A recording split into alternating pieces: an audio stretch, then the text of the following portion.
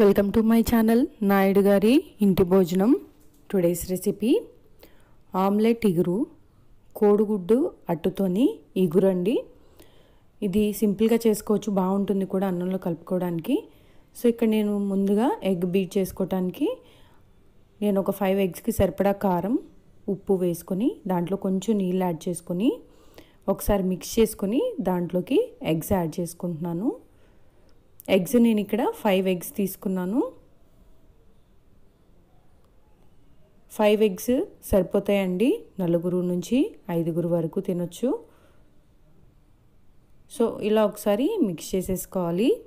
Mix చేసేసుకొని పెనం పెట్టుకొని పెనం మీద ఆయిల్ వేసుకొని ఆయిల్ వేడయ్యాక దాంట్లోకి ఈ ఎగ్ మిశ్రమాన్ని వేసుకోవాలి. నేను చేసుకున్న మొత్తం మిశ్రమంతో 2 ఆమ్లెట్లు వేసుకుంటున్నాను.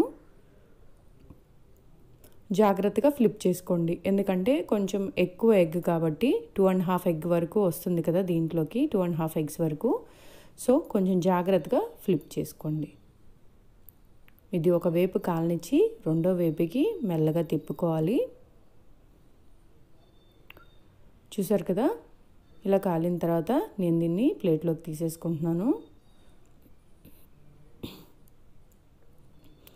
జాగ్రత్తగా తీసుకోండి, పెద్ద ఆమ్లెట్ కదా. సో ఆమ్లెట్లు నేను తీసి పక్కన పెట్టుకున్నాను. ఆ 2 చల్లారిన తర్వాత వాటిని ముక్కలుగా కట్ చేసుకుంటాను. మీన్వైల్ నేను ప్యాన్ పెట్టుకుని ప్యాన్లో ఒక 3 ఉల్లిపాయల వరకు వేసుకున్నాను, పెద్ద ఉల్లిపాయలు వేసుకొని 2 పచ్చిమిర్చి చీలికలు, కాస్త పసుపు, కొంచెం ఉప్పు వేసి హై ఫ్లేమ్లో పెట్టుకొని కాసేపు టాస్ చేసుకుంటాను. దీంట్లోంచి నీళ్లు వదిలివేసేదాకా హై ఫ్లేమ్లో పెట్టుకొని టాస్ చేసుకొని తర్వాత మీడియం హై ఫ్లేమ్లో పెట్టుకుని దాన్ని బ్రౌన్ కలర్ వచ్చే వరకు వేగనివ్వాలి.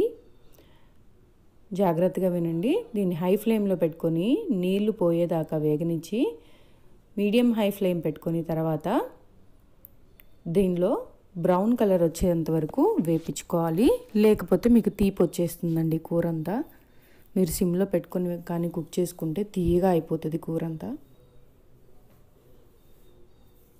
ఎందుకంటే ఎక్కువ ఆనియన్స్ అండ్ ఆల్సో ఈ కూరకి అలాగే చేసుకుంటే మీకు బాగుంటుంది. సో ఇక్కడ నేను కొంచెం జింజర్ గార్లిక్ పేస్ట్ వేసుకొని ఒక్కసారి కలుపుకొని కాస్త వేగనిస్తాను.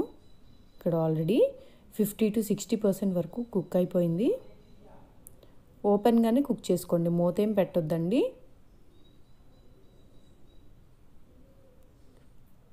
ఇది ఒక్కసారి చూసుకొని ఉల్లిపాయ కుక్ అయిందా లేదా చెక్ చేసుకుంటున్నాను. ఒక 5 మినిట్స్ ఉంచిన తర్వాత ఈ కలర్ వరకు వచ్చిందండి. నేను మీడియం హై ఫ్లేమ్లోనే ఉంచాను. ఇంకా కూడా మీరు చూసారు కదా, ఆయిల్ కూడా సిజిల్ అవుతుంది. సో దీంట్లోకి నేను ఇప్పుడు ఒక 3/4 స్పూన్ వరకు కారం వేసుకుంటున్నాను. కారం వేసుకుని కొంచెం కారం వేగిన తర్వాత దీంట్లోకి చింతపండు గుజ్జు వేసుకోవాలి.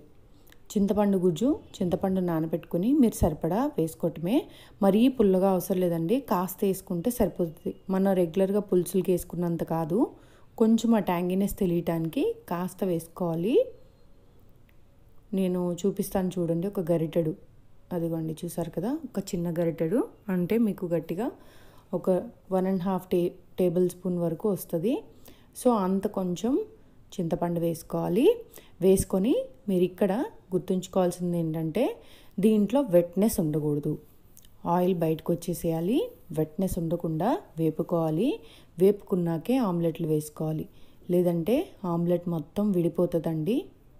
సో ఇందులో నేను గరం మసాలా కూడా వేసుకుంటున్నాను.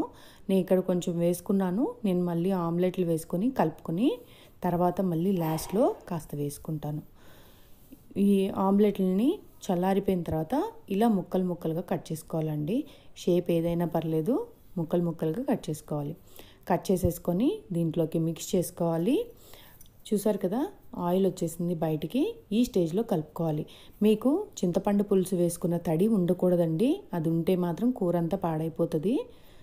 అదంతా ఎగిరిపోయి మీకు దాంట్లోంచి నూనె తేలాలి. నూనె తేలాక అప్పుడు ఇది వేసుకోవాలి. వేసుకొని ఒక్కసారి కలిపేసుకొని మూత పెట్టి ఒక 2 మినిట్స్ ఉంచేస్తే దమ్కి అయిపోతుంది మీ కూర. చాలా రుచిగా ఉంటుంది. పిల్లలకి నార్మల్గా మనం రెగ్యులర్గా ఆమ్లెట్లు వేస్తాం కదా, ఇలాగ ఒకసారి ఆమ్లెట్ కూర కూడా తయారు చేయొచ్చండి, బాగుంటుంది. ఇది మా అమ్మగారి రెసిపీ, నాకు చాలా ఇష్టమైన రెసిపీల్లో ఒకటి. చాలా రుచిగా ఉంటుంది. దీంట్లో నార్మల్గా మీరు చేసుకునే మసాలా ఉంటుంది కదా, చెక్క లవంగాలు అవి వేసుకుని అలాంటి మసాలా కూడా వేసుకోవచ్చు. సో దీన్ని కొంచెం సేపు నేను మూతపెట్టి వదిలేస్తాను. ఒక 2 మినిట్స్ అంతే అండి. 2 మినిట్స్ అయిపోయిన తర్వాత నేను తీసేసాను. ఎందుకంటే ఆ ఫ్లేవర్స్ అన్నీ వీటికి పట్టుకోవడానికి నేను మూత పెట్టుకున్నాను. పైనుంచి జస్ట్ కొంచెం గరం మసాలా స్ప్రింకిల్ చేసేసుకొని ఒక్కసారి మిక్స్ చేసుకొని పైనుంచి కొత్తిమీర వేసుకోవటమే. చాలా టేస్టీగా ఉండే ఆమ్లెట్ ఇగురు రెడీ అయిపోయింది. చాలా బాగుంటుంది, ట్రై చేయండి. మీ ఫ్రెండ్స్ అండ్ ఫ్యామిలీకి కూడా షేర్ చేయండి. ఎందుకంటే మీరు ఎప్పుడు చేసుకొని ఉండరు కదా, సో నేను బాగుంటుందని చెప్తున్నాను కదా, ఒకసారి ట్రై చేసి చూడండి. మీకు నచ్చితే నచ్చుతుంది, ఒకసారి ట్రై చేయండి. సో అయిపోయిందండి కూర,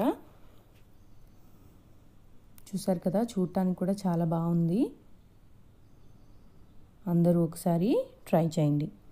please do subscribe to my channel Naidu గారి ఇంటి భోజనం and share and like my videos, share to your friends and family.